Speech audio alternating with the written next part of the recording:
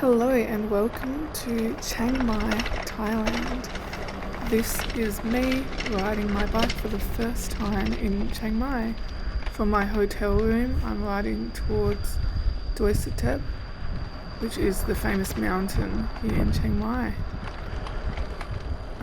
So this is my first time riding my bike along here. It's my first time in Thailand. I'm traveling solo, which is a massive adventure for me. So it's taken me a long time to come around to the idea of traveling solo.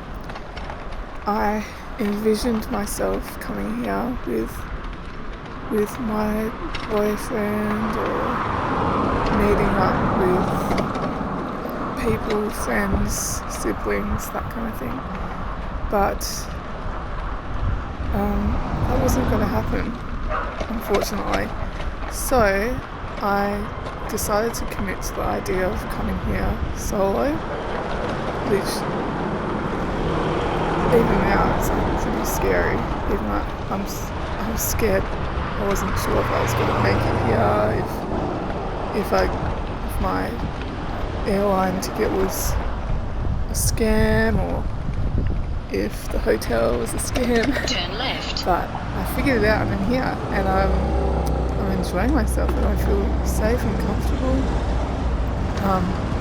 But I realised that it's important to get perspective on my existing relationships at home, with my family, with people in my life, just to have a bit of a break from them and my daily life and my work and the landscape of where I'm from, which is Perth, Australia. And coming here is definitely so beautiful, it's so exotic, tropical heat, I love it, beautiful colours, vibrant, lush, just magical, absolutely magical, as you can see. You'll see more of it in the footage ahead. I also really have trouble with being alone, and I've spent a lot of my life alone actually, but it's something I've always had trouble with, and I've always just haven't really accepted it and dealt with it. I've tried to deal with it, but it's always been in like a struggling pain kind of way, which I know is it's just caused me more pain when I think of it like that. So I'm trying to just meet myself where I am, take some time, separate myself from my usual environment, come out here, feel like I'm participating in the world, not just going to work and coming home, consuming food and TV and whatever, actually immersing myself in a new environment and really absorbing it and feeling it so that I can recalibrate myself, if that makes sense. If I could just get back in tune with myself, just balance out and just really accept myself where I am, radical self-acceptance. I'm not sure if this is making sense, but hopefully the idea is coming across. So of course I wish I had a companion with me on some level. I've seen a lot of families and couples walking around like other tourists, and I did have a moment, to be honest, where I had a bit of anxiety and I really wished someone else was here with me. But I've just been kind of telling myself this is my my journey. It's not anyone else's. I'm not going to be a phony person who just couples up with someone no matter what and just forces something to happen. If it's going to happen for me, it's going to happen organically, which doesn't mean I'm going to sit back and be passive about it. I'll still be active in life, make attempts to connect with people, but I still want it to be organic. There has to be some purpose with my relationships.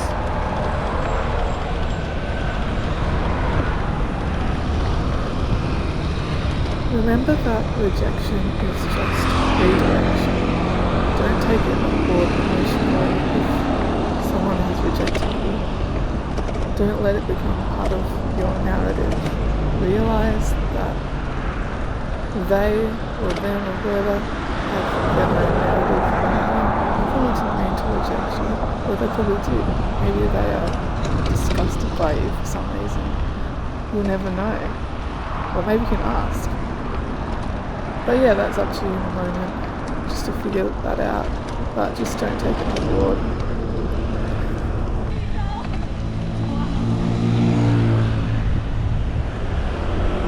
So this is me just spending some quality time with me.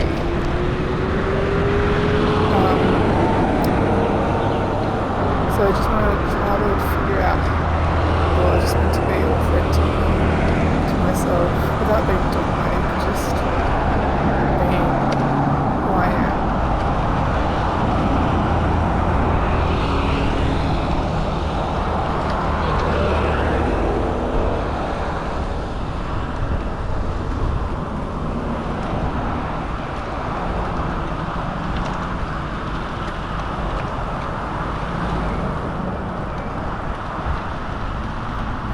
Who I am in the world, which is completely unique, like no one else. I also wanted to talk about the word seduction. I watched the video by Heaven Sent Honey on YouTube, and she was talking about the importance of solitude and femininity and the importance of spending time on your own. So she brought up the word seduction. The word seduction is comprised of the Latin prefix se, meaning away or apart, and the suffix duce, meaning to lead. Seduction quite literally means to lead astray. Self-seduction for women is not only the daily rituals of self-preservation, maintaining your dignity, or the practice of self-assurance. It's the process of leading yourself astray, away from the world, accepting your exodus into the unknown, into the dark void of feminine nature. So I interpret that as kind of what I'm doing. So I am trying to seduce myself into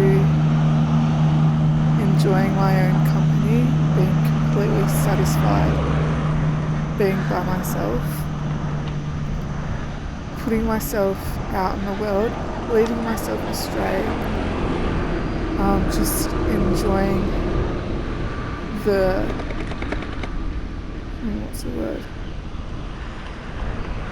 The juices of life.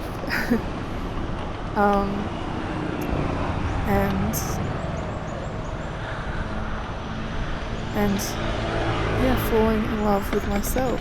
What more can I say? Turn left. I've also been seeing a lot online about maybe that I'm exposing my feed, but I've been seeing a lot online about the self-confidence for women, and that sometimes you do just have to be delusional. That whole delulu confidence, whatever the term is,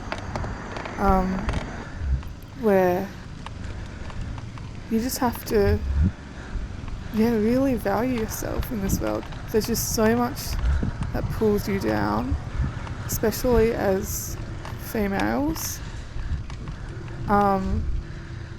You just need to have this delusional self-confidence in order to get through life sometimes. And oh my gosh, there's some really funny examples. The main one that comes to mind is Chiang Mai from Thai, and private school girl. That's just like an extreme example, and obviously a man plays her, but so much delusional self-confidence. It's hilarious. And when I do meet women in real life who are very self-assured, self-confident, they're just so lovable. They might be kind of a bit up themselves, but if they're good people, it's just, I find it more endearing when they're really confident.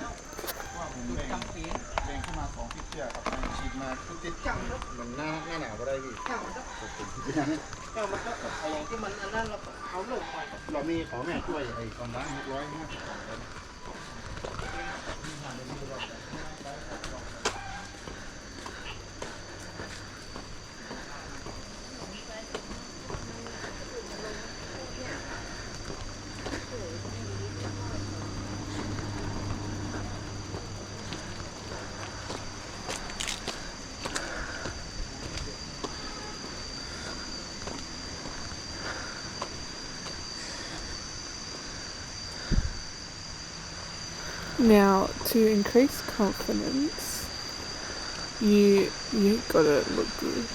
That's just a fact. Because your body is a monument to yourself. My body is a monument to myself. It represents me out in the world. I also want to realize that and embrace that I'm a woman. I have a body that's different to men. I recently heard in, what was it called, Poor Things, that movie that came out recently. I read some of the book, or I listened to it on Audible, and they referred to a woman's body as opulent, and I thought that was really nice, and I wrote that down, and now I like to think of my body as an opulent female woman's body. It makes me feel, and I think it's true, I think women have an opulence about their bodies, which I don't think men have. What is the definition of opulence? I'm going to look it up.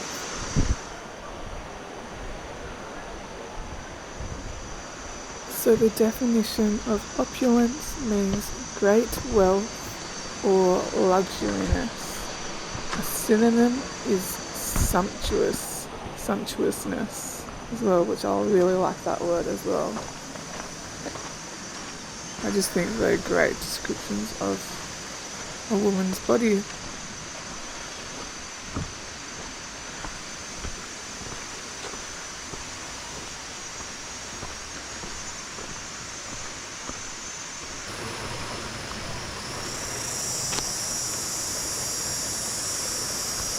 I try to really maintain my hygiene. I've got a really, not full on, but I've got a specific mouth hygiene routine. If you've probably, a lot of people have seen it, it's quite popular now. The Dr. Ellie Phillips oral care system, which works really well for my teeth. It's pricey very pricey, very exy, but it's definitely does the job, and it just makes me feel like my teeth are so nice, especially since I had braces not too long ago. My teeth just feel amazing now. I've started wearing my hair down a lot more and just embracing my natural hair, because I've got really curly, frizzy hair, and I've also been getting a lot of grey hairs as well. Now that I'm 30, I'm in my 30s, so I have a lot of grey hairs and my hair's very curly and frizzy. I normally wear it in a ponytail my whole life. I've avoided wearing it down unless it's been straightened or styled, or if I have worn it down in my past, I just feel so self-conscious. I just feel like a big frizzy freak. But now I'm kind of embracing it. I am styling it a little bit, or just letting it go wild and really like working it. like if the wind's blowing, I'll face the wind and let my hair just blow. I've just been letting my ringlets go. I've actually taken some inspiration from Sarah Jessica Parker in Sex and the City. I watched it not long ago. I bought it on DVD. I found it at the op shop and I watched it, and I just, loved her hair in it, because it's kind of like mine, except hers is more blonde, obviously. But I like how she like kind of even fizzes it up and makes it even bigger. So now I'm kind of got inspiration from that, and that's kind of how I'm rocking it now. I've also got into a little bit of makeup as well, which, if you know me, I've never been one that wears much makeup, but now I really am enjoying wearing some mascara. I've worn cheap mascaras in the past, and I just didn't like the way it feels. It always made my eyes itchy. But I did some research, and I've done research for a long time. Like, I'm 30, so I've tried different mascaras and stuff over the years, and I found Lancome's Idol mascara, and that's by far the best. So if you're a female looking for a good mascara, that is by far the best mascara I've ever tried. The sensitive eyes, and it doesn't flake or come off or anything, or like smudge. It's all day, it stays on, it's easy to come off at night. It's chef's kiss, it's the best. So now, and I just like, makes me feel good wearing it. I don't wear any foundation or anything, because I want my skin to breathe and feel natural and healthy, and I don't want cakey foundation. I don't think that's a good look, even though my skin could do with some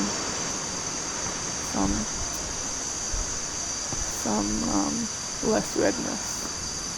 But I'd rather my skin feel good and feel healthy than look the best sometimes, I guess.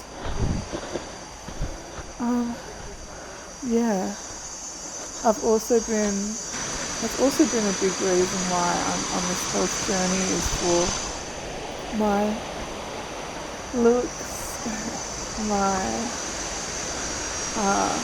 confidence, my vibrancy. I still have weight to lose. I've lost, I almost lost 10 kilos. It's probably like 8 kilos. I probably have lost 10 kilos since this time last year. So I've lost 10 kilos pretty much this time last year. I now weigh about 75 kilos. The last few weeks before I came to Thailand, my home life is pretty hectic at the moment, so I was not taking care of my health for a while there, and now I'm in Thailand, and I feel like I'm going to be shredded in a couple of weeks' time the way I'm going at the moment. Thailand is a really good place to eat healthy and exercise and sweat and hydrate yourself, get massages, just detoxify, stretch, come out of your stagnant routines. And I've only been here a couple of days, and I can already feel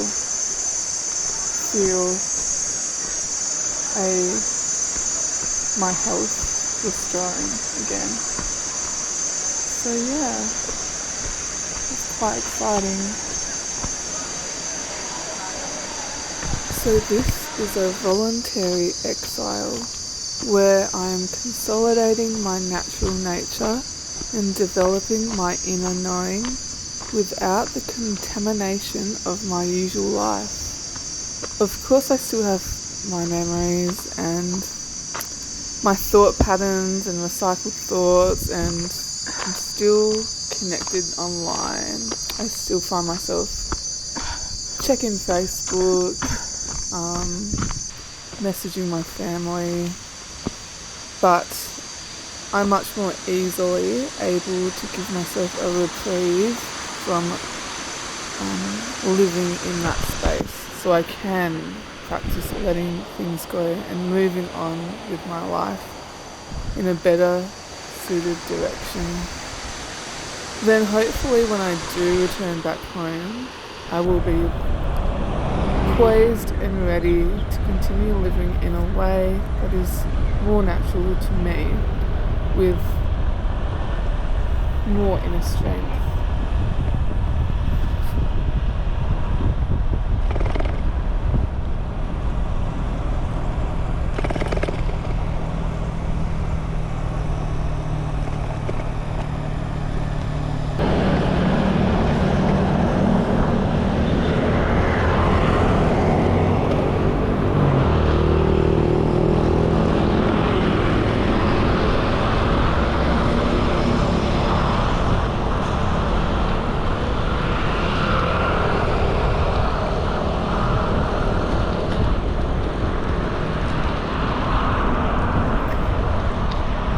Oh my gosh, thank you, you're still here. Thank you for watching and for listening. I hope it made sense. If it did, please continue the conversation in the comments. I want to have a discussion about this topic. I think this topic is just so good to talk about, especially with other women, just to get, that perspective and to learn from each other. Anyway, thank you again. Please like, subscribe, whatever. Thanks. Ciao.